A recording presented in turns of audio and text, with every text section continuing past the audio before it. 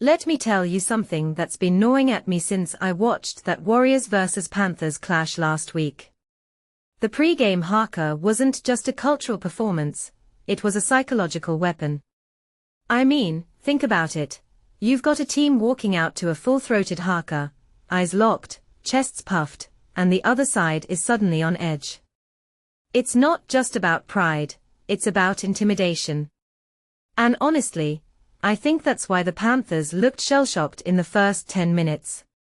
You can't prepare for that kind of primal energy. What makes this really interesting is how modern rugby league is starting to blur the lines between sport and ritual. The Warriors aren't just celebrating their heritage, they are weaponizing it. I've seen teams do pre-game routines before, but this felt different. It had that raw, unfiltered intensity that makes your skin crawl.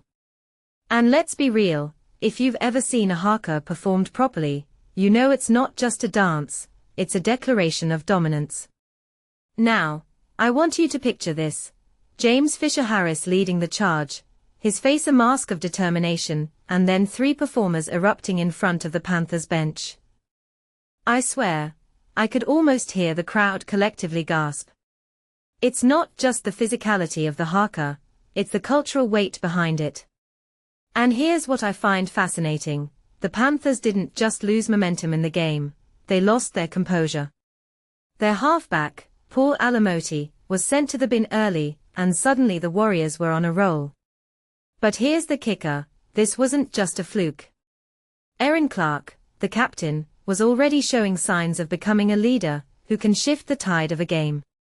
I mean, scoring a try within 4 minutes. That's not luck. That's leadership. And personally, I think that's why the commentators were so hyped. They saw it as a prelim final vibe, which is wild because it's just round X. But maybe that's the point. When you bring that kind of energy to the field, you're not just playing a game, you're creating a narrative. Then there's Leka Halasima. Oh man, this kid is a beast.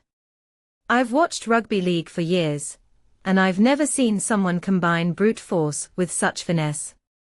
His nickname is the Wrecker, but honestly, he's more than that. He's a complete package, speed, power, balance.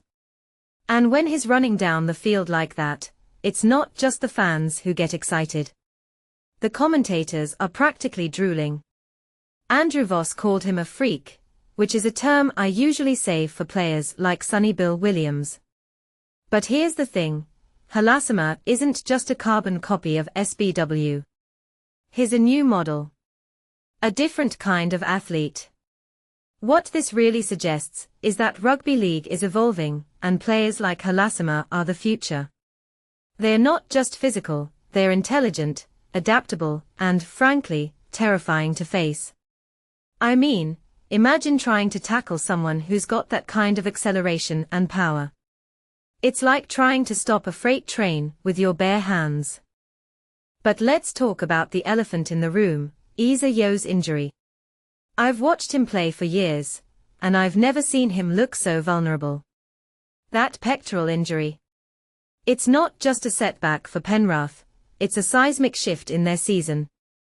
I've said it before, and I'll say it again, Yeo is one of the most durable captains in the league.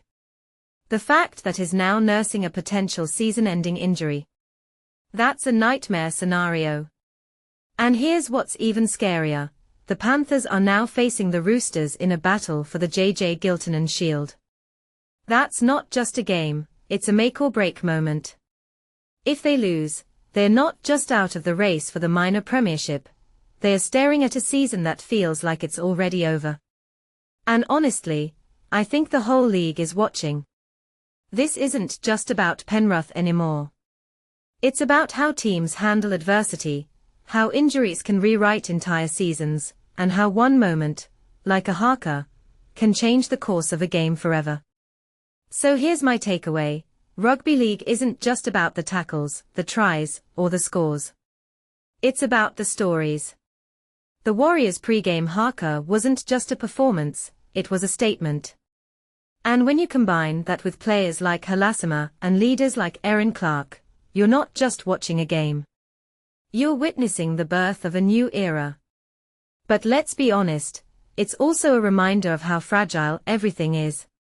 One injury, one misstep, and the whole narrative changes. What I'm saying is, if you're not paying attention to this season, you're missing out on something truly special. And honestly, I can't wait to see what happens next.